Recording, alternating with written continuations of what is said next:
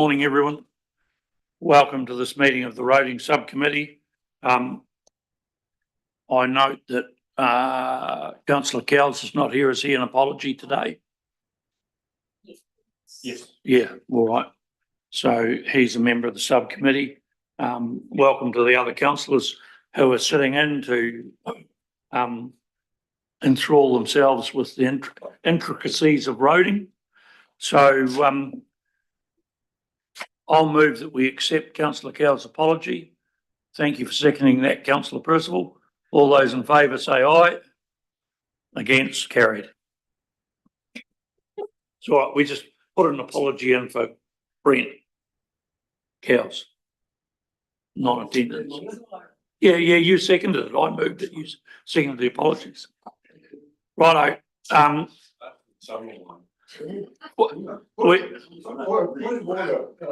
Point of order, Mr. Chair, if I may. Prior to this meeting, we all received these agendas in convene, and I endeavoured to just notate them, not being a member of the committee, but legally entitled to be here, if only as a silent observer. Yes, we understand that. But I was told that I couldn't annotate because I'm not a member of the committee. This appears to have been an intervention of a previous staff member, and I just would request that it be uplifted, because I think we should all be able to notate the agendas and raise issues if we are going to be here, unless you choose to say no speaking rights as well as no voting rights. So, right, I'll just cut you off there and we'll go to our governance lead for an opinion.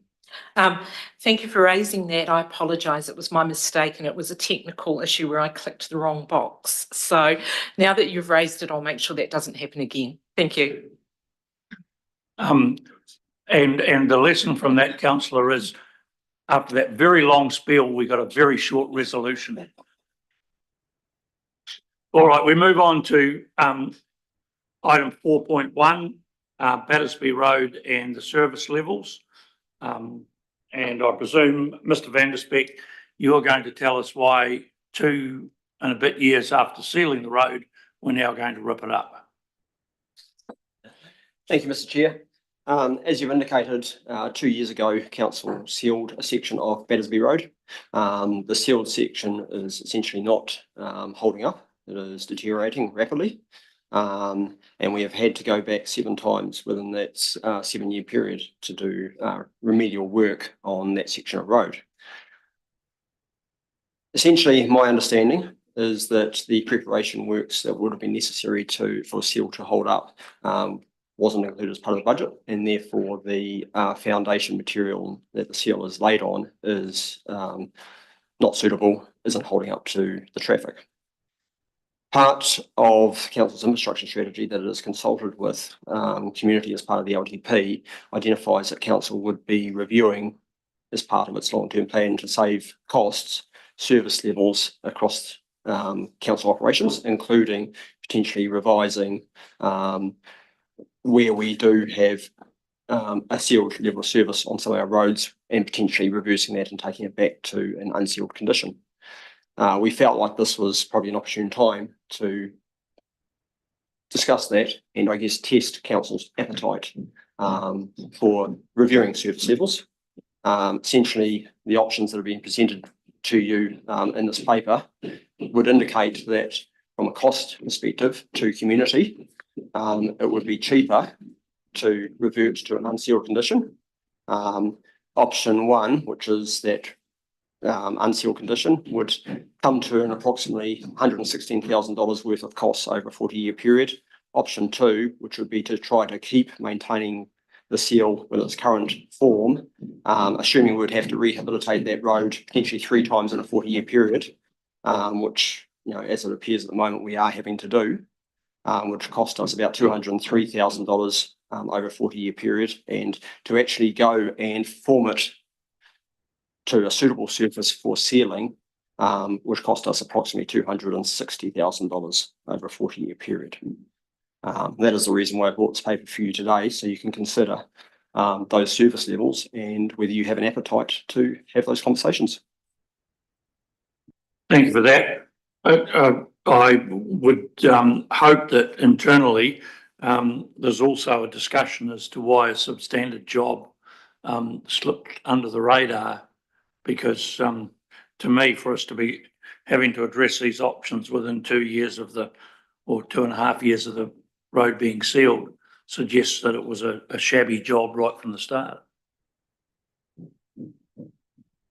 Mr. Cook? I thought Mr. Van der Spek explained at the beginning that the decision by council was not to invest in the essential groundworks at the beginning. That is my understanding. I haven't managed to find any resolution that that pertained to, I guess, this decision, and I am not aware exactly of what budget was allocated to it. It appears that there was work being done on a culvert in that network, and we do seal the culverts on our unsealed roads, and I believe the opportunity was taken to connect the seal over the culvert to the intersection while they were in that vicinity. But that's the extent of the information I have. No, thank you for that. I know there's no point us indulging in navel gazing, but it is a concern that within 3 years we're having to revisit a decision that was made. Councillor Hopkins, did you want to say something? Welcome as a guest of the roading subcommittee. Well, I'm simply going to make the point that I don't recall any vote on this matter, nor do I recall the issue of what level of substrate work coming to council. In other words, I don't think we were ever asked whether we were happy to approve a proposal that consciously at the outset did less than might have been deemed to be necessary to ensure longevity of use. The issue was, my recollection is that this is one of these instances where a group of people said, there are health issues and quality of life and well-being issues relating to the dust generated by heavy vehicles in front of us. Would you seal a stretch of road in front of our houses? And we said yes. That's my recollection. And the difficulty with this is the sort of rather cavalier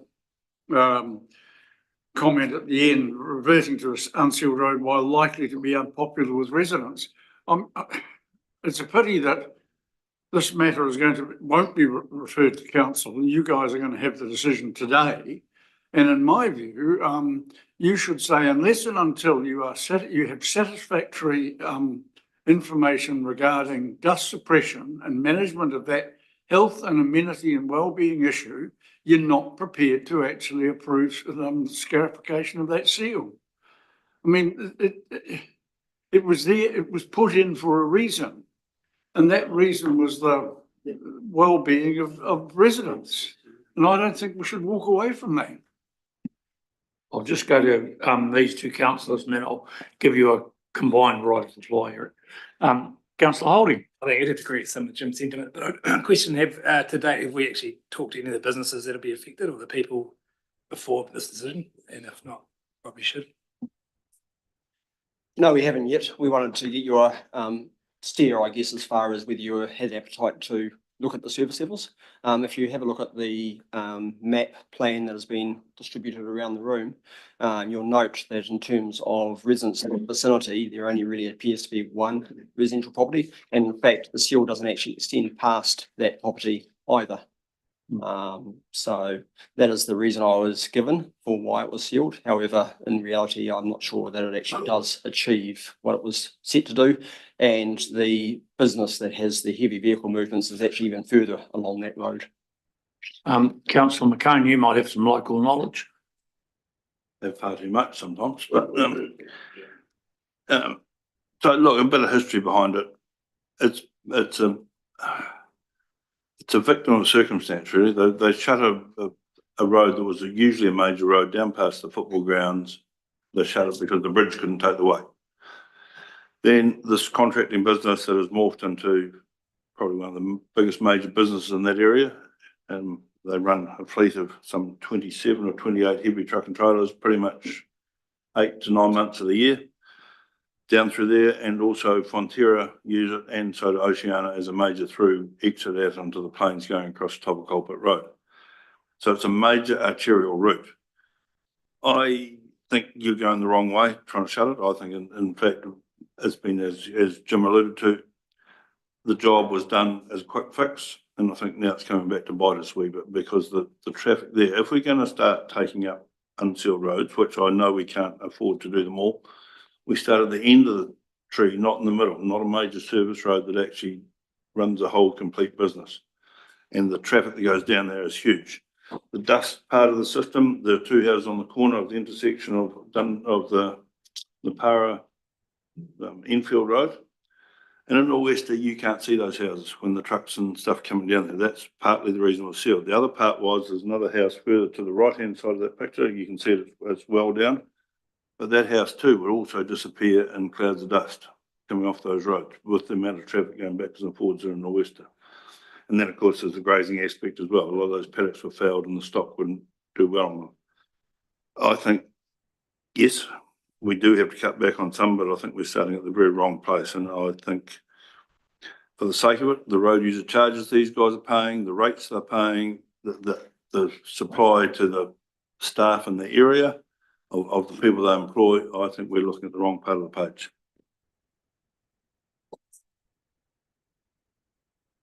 Councillor Percival.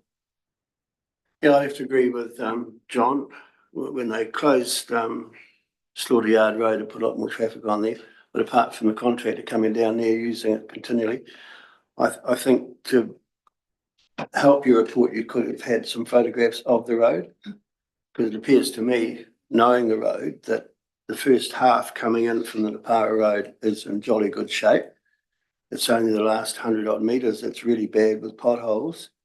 And I think that's mainly due to the fact it's in a flood zone, which would, when you reinstated it, you would have been aware of that, hopefully. I totally agree with John that we should be doing this, retain what we've got there and do the maintenance on it. Considering that only probably a third of the road is in bad shape with potholes, but then I'm not a roading engineer. Minimal maintenance to keep it in reasonable shape, because the majority of the road is not too bad, in my opinion. Okay.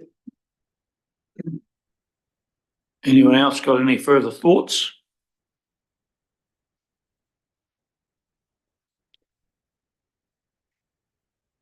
Mr. Cook's got some thoughts. Thank you.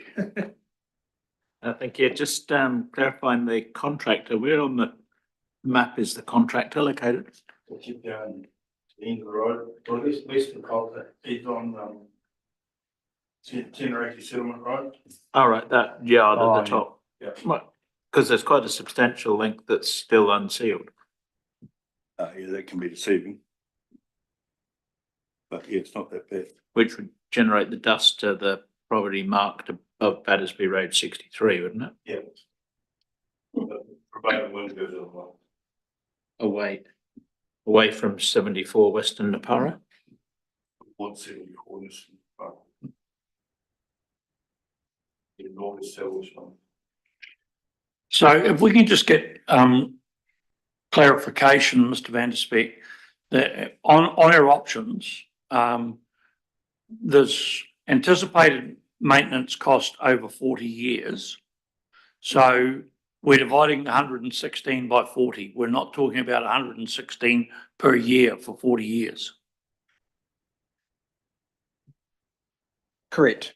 The 116 is a 40-year cost to maintain an unsealed road. Compared to option 2 would be about 203,000 if we do have to rehab it a number of times over a 40-year period, and option 3 in totality would be over a 40-year period about $260,000. Mayor Kircher?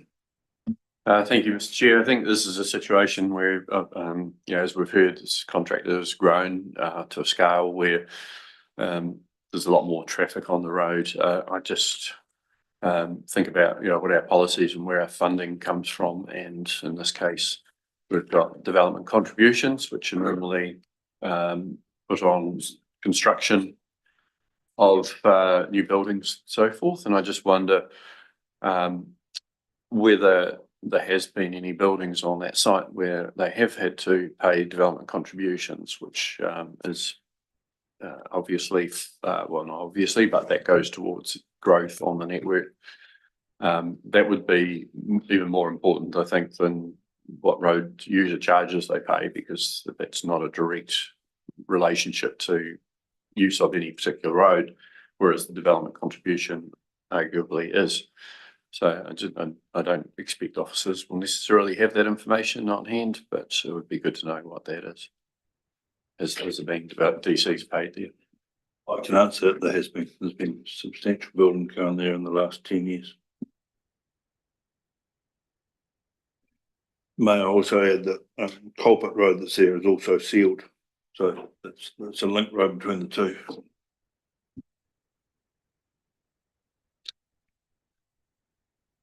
So is there an appetite?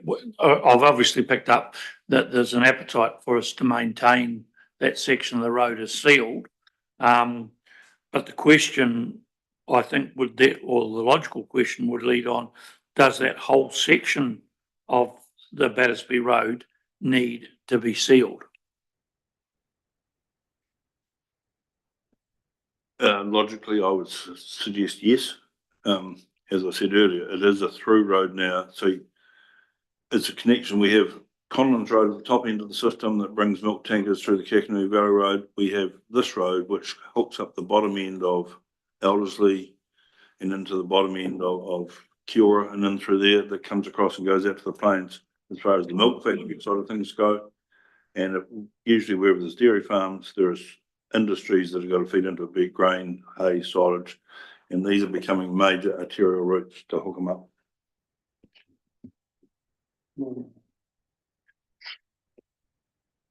I'd just like to reiterate that it's the last 100 metres to the bridge, or what they call the culvert, that it has the most damage. The rest of the road seems to be in relatively good condition. So just the normal regime of repairing potholes correctly and efficiently, I think would suffice. And I don't know how the 60-odd thousand on option 2, I think that's quite exorbitant for what needs to be done. But then again, not being a roading engineer. Thank you. Thank you, Councillor Percival. And just to include that, if you have a look at the yellow numbers, that is actually starting to condense itself into quite a, not a densely populated, but a more populated area in a rural sub area than it has been. And there's 3 dairy farms at the top end, 4, and then there's a lifestyle block, there's an engineering business, and then there's 3 or 4 little lifestyle blocks on the outside of it. So, and all those properties in that area are between 150 and 200, 250 acres, whatever they are in titles. And eventually, I think you'll find that that'll be, the growth there is going to be more than anywhere else. So when I asked about the sealing the rest of the road, my thoughts were that it would be through to the intersection of Culprit only. And I'm not necessarily saying that that needs to take place with any immediacy, but maybe it's something that should be in the long-term planning for roading. As the Corriedale twins have pointed out to us, it's a major arterial route, and if both councillors are seeking to maintain the seal and repair it, are you prepared to move that option? But while you're thinking about that, Mr. Cook. Thank you. This probably isn't going quite well. We thought we were going to go when we brought this paper. And we brought the options around this in relation to the fact that we've had many discussions in the long-term plan meetings around service levels on roads, service levels in council altogether, how we keep the rates down to acceptable levels.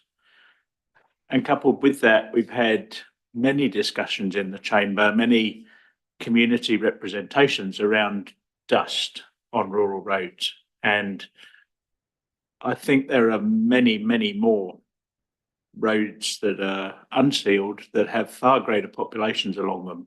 So I just encourage you to be really quite mindful of the fact that you have no money and you have lots of people wanting their roads sealed before you proceed with your decision. Those points are all valid, but some of those roads aren't having, as this report says, 25, more than 25% of the estimated traffic count in heavy vehicles.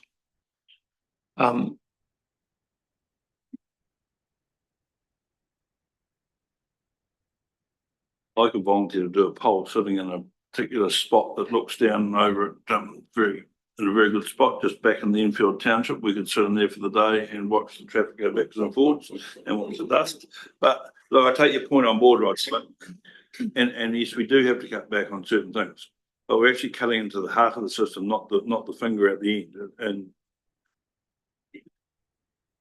those ones, so if there's two houses at the end of it, and I'm using an example here, are far more justified in not having that than one that's got a continued use that runs traffic through the district, would be my point. And on that basis, whatever you said before, I'll move on that effect.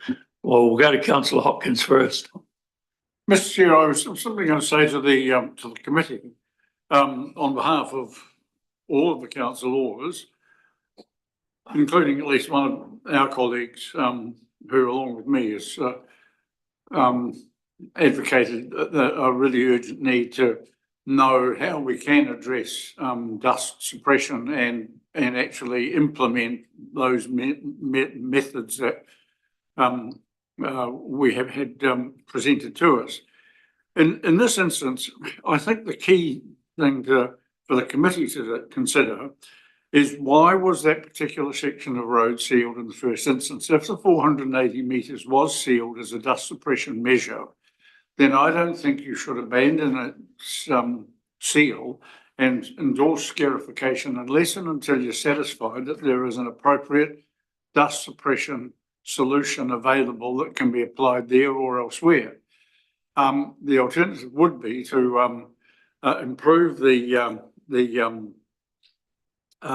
base formation, eliminate those inadequacies, and then reseal that section on the basis that that's going to suppress the dust and achieve the original objective. But I do think that the reason for sealing that bit of road is an important consideration that should influence what you decide to do next. And if it indeed was to suppress dust, then I think the committee is entitled to say to officers, we want to know how you're going to solve that problem before we agree to scarification of this section of road, if indeed we do. Councillor Percival. I'd just like to firstly make comment on Mr. Cook's saying we have no money. We do actually have money, it's just how we spend it effectively. So this is another question on this one which you brought up, that we're trying to save money here and there and we're trying to do what you're doing here. But anyway, it's right regarding dust, and it's been a problem ever since I've been on the council, people crying about the dust.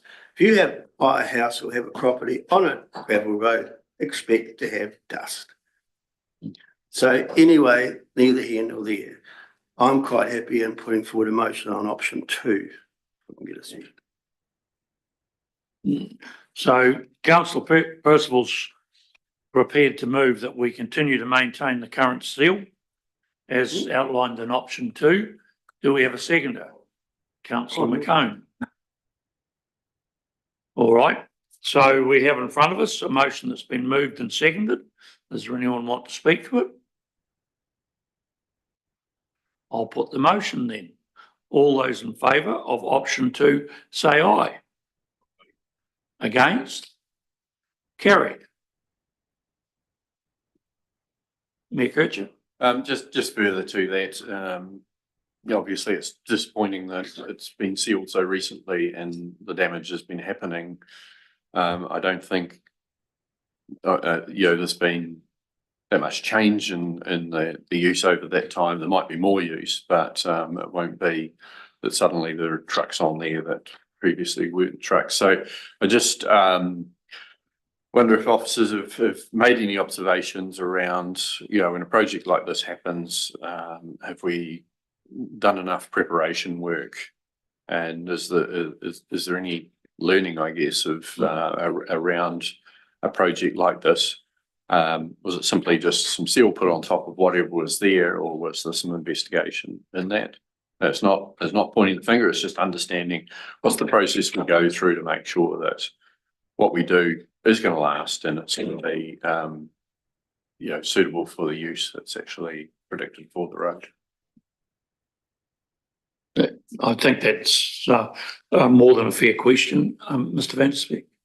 Yeah, point taken. And, obviously I wasn't involved in the roading department back at that time, but yes, we will be going back and investigating, looking at what's occurred. I guess the lesson for all of us is, we don't jump in just to resolve a problem without actually investing the correct amount of money to achieve our outcomes. And there was a trap for council in trying to get quick wins that cost us in the long run. When I say council, not just this room, but everybody. Well, I would believe in 2022 this would have had to have been signed off by the assets committee at that time, and I don't have any recollection. But that's not to say that it didn't go through the assets committee. But I'd echo the thoughts of the mayor in terms of the learnings. I think also for us as an organisation, the learnings are that maybe we need to understand the strategic routes in our networks that may, with better improvements, allow us to cut back on others that aren't being used as much. And it does open other discussions. And I know a good example is in Waihemo, where I've been trying to encourage us to have conversations with the forestry company, which would mean when they go to harvest their 12,000 acres of trees, that they come straight out onto the state highway and our roads will not be damaged. I think there's the opportunity within the new organisation for us to do quite a major review of our roading network to inform us of decisions that we have to make going forward. That being said, we move on to 4.2, Elderslie Road plantings.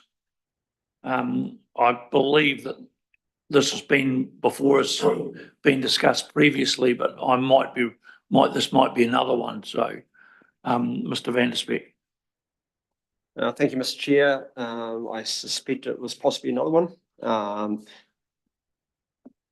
Essentially Elderslie Road, properties around it have been sold. They're now owned by the same owner. That owner has carried out significant plantings on the road verge on both sides.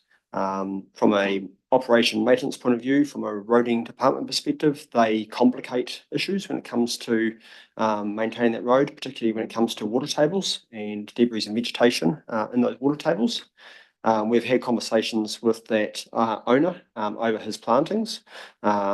Mutually, we've come up with a proposition essentially that council could look at stopping that road and selling that road to that landowner. The road beyond the point we're talking about, just past the culvert on that road where the Upst Ocean comes out, only provides access to his property. And we think this is a solution that benefits both him and council.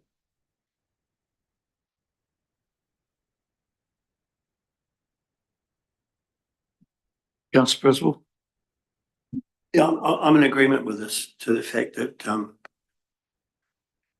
it doesn't go anywhere apart from on the property. And you're quite confident that we'd never, ever have to use that again per se if there was any subdivision, which is hardly likely in that area anyway. But I mean, we're totally beholden to you for the information that it will not have any effect to our future operation.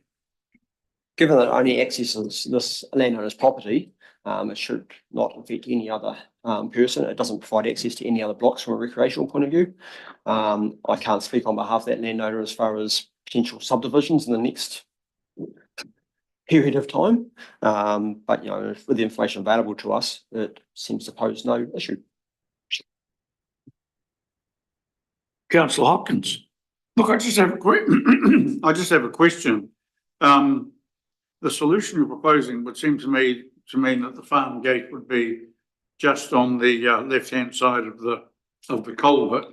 In other words, at the beginning of the red line that's showing on the map on page 17 of the agenda, which would seem to me to indicate that we're going to end up still being required to cover or carry the cost of any work on that culvert. I noticed that there is a house right on the intersection with Western Depara Road. Did anyone look at the possibility of actually closing the road immediately after, or immediately to the left of property identified as number 6? It was considered, however, that portion of road provides access to properties on both sides of the road in that location. Also, the Ups to Ocean comes out on the south side of the culvert and then goes over a bridge across the culvert. So we want to protect access along the Ups to Ocean and those other landowners. Thank you. Councillor President. We'd still be responsible, obviously, for the bridge there, which isn't much of a bridge anyway. It's only, so if there was that to wash out, which it has nearly closely many times, we'd just put a wash over and bang, Bob's your auntie, would be no big major expense. It's a heritage bridge, so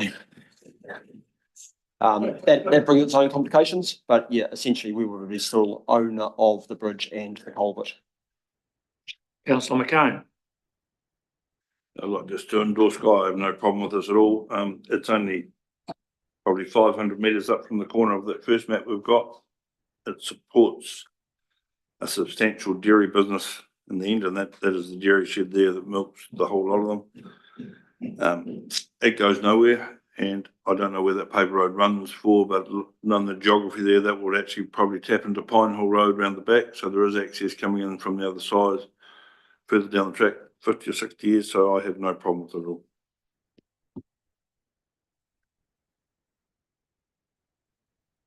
Right, we have the summary of options to consider. Option 1 is stop the portion of unformed and formed Elderslie Road and transfer the land to the adjoining landowner. That is the preferred option or recommended option. Option 2 is to retain the road and remove the plantings at the landowner's costs. Or the third option, cease maintenance of Elderslie Road immediately after the Waireka Creek crossing. The current adjoining landowner will accept maintenance responsibilities of the formed road at a standard they determine is acceptable. Just a question, Mr. Chair. Presumably option 1 would be captured by the recommendations on page 12 if a member of the committee were minded to move. You know, thank you, Councillor Hopkins. I really appreciate that advice. I was asking a question. Councillor McCone. Just one question, delegates the authority to negotiate and undertake the necessary actions for the disposal of land. Do we have a cost structure for that? Because we're not talking about a huge parcel of land. Would a registered valuer or a real estate agent or just take the GV around there and just make it as simple as possible and as cost effective as possible? We would certainly take the most cost effective option. I believe property deal with this as a routine item, and so I'd be deferring to them as to their expertise in that matter. Given the area of land that's involved, it may not be worth engaging a QV assessor. but I'll leave that up to them to determine the most cost effective way.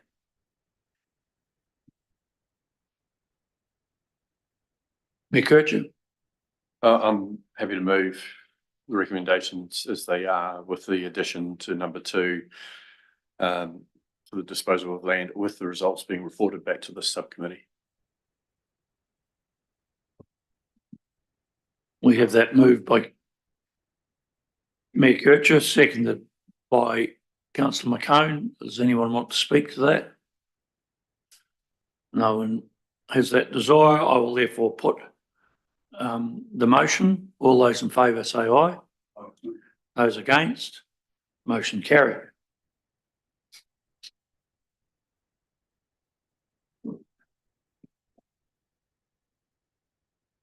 And at 10:53, if there are no further items of business,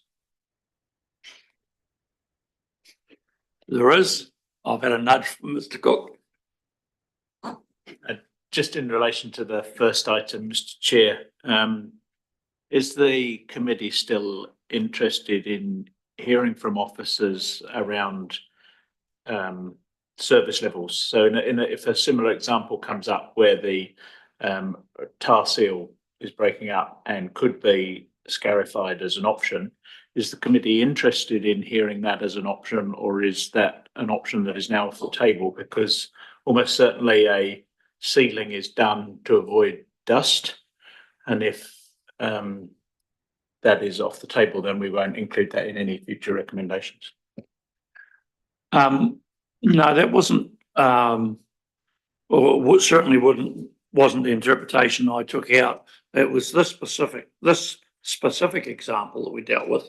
And the other thing, in my closing remarks, I discussed the fact that we need to revisit the strategic roads and actually get a strategic plan in this. I believe that sort of planning would lead to clear guidance for staff if there were future examples. But I'll go to Mayor Kircher and then Councillor McCone. Just very quickly, I think, there has to be that broader work done around with having a bit of a strategy on this. I think where sealing is there for dust suppression, then that would be lower down the priority list as far as taking the seal away, scarification.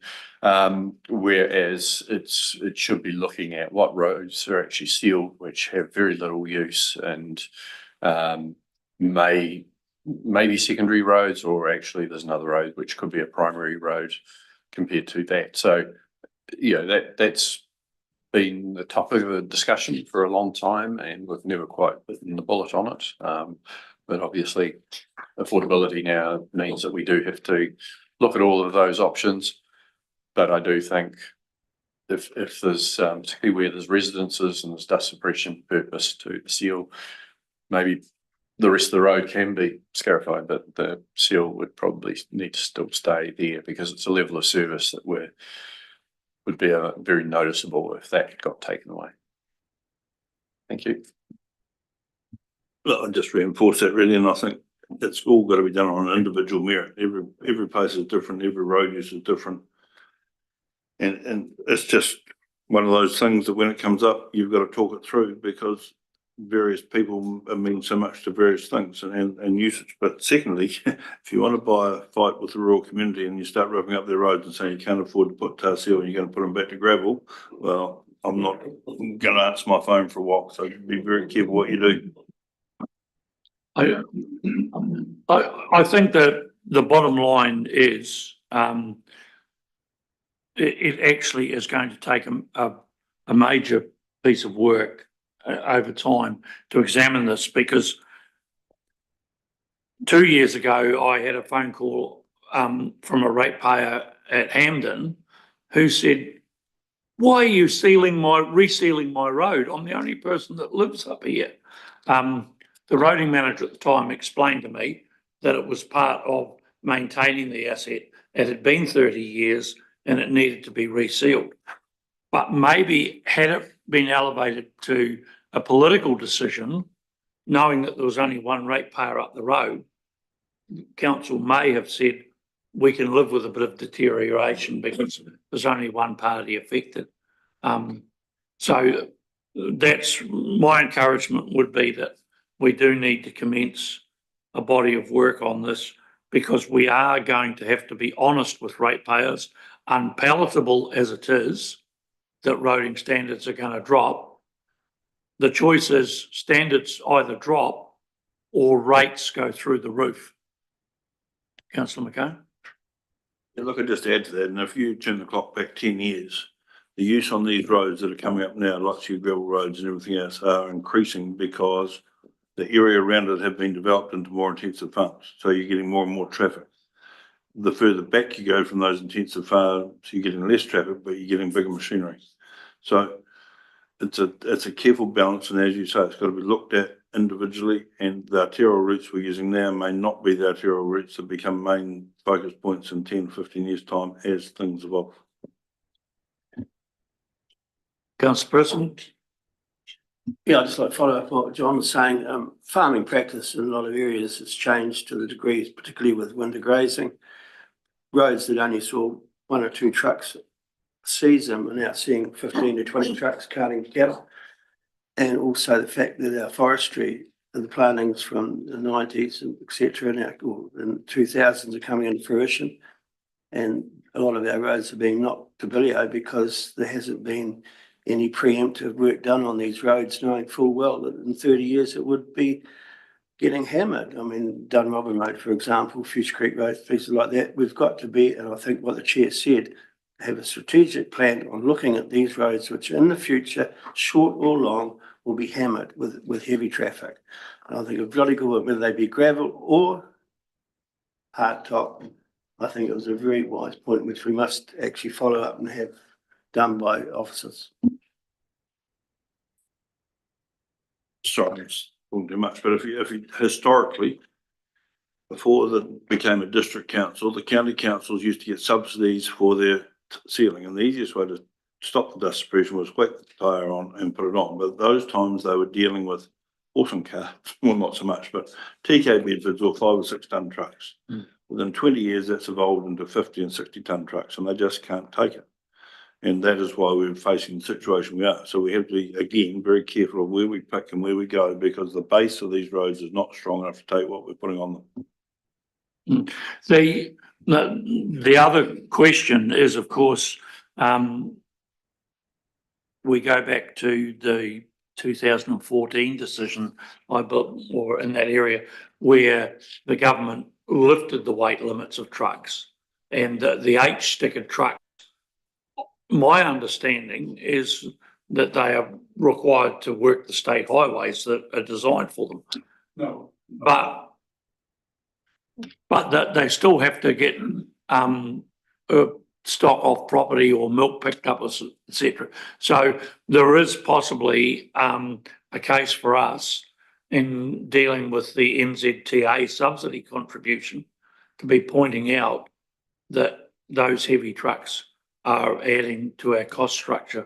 Now, Councillor Hopkins, you're going to correct me. I think I might have been a lot, maybe Gary was on the council at the time. I know that we had quite heated debates about this because a number of people were very concerned. The government of the day required us to identify roads within our own network, as well as theirs, on which we would allow these trucks to travel. And we had to identify those secondary roads and routes in addition to the state highway network. And I have a feeling that subsequent to that, the Crown then subsequently further changed the rules and said they can go on any road. Now, I may be wrong about that second point, but I do know that we had to do some work identifying certain routes as being acceptable or to be used by these vehicles, and others on which they were not supposed to travel. Thank you for that. I do know that adjustments were made 2 years ago to a road that was being used as a bypass through Palmerston. And the then roading manager had no problems getting weight restriction stickers to keep those trucks off there. But that's a discussion for another day, but it's something without putting it off. It's a body of work that collectively we need to explore. So now at 11:02, if Mr. Cook will allow me, I'll close the meeting. Thank you.